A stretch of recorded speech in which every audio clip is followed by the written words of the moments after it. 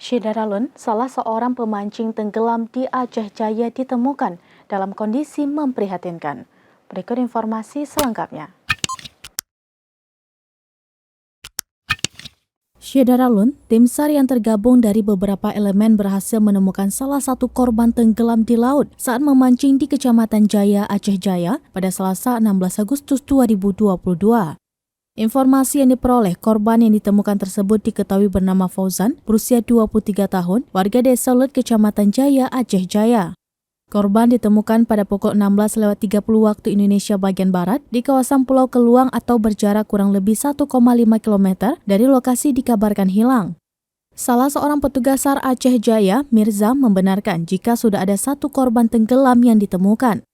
Ia menerangkan jika saat ditemukan kondisi jasad sudah tidak ada mata sebelah kiri dengan kondisi pelipis mata kiri mengalami luka sobek.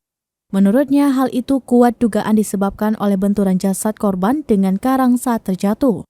Sementara itu hingga saat ini SAR gabungan masih terus melakukan pencarian terhadap satu korban lagi yang belum ditemukan.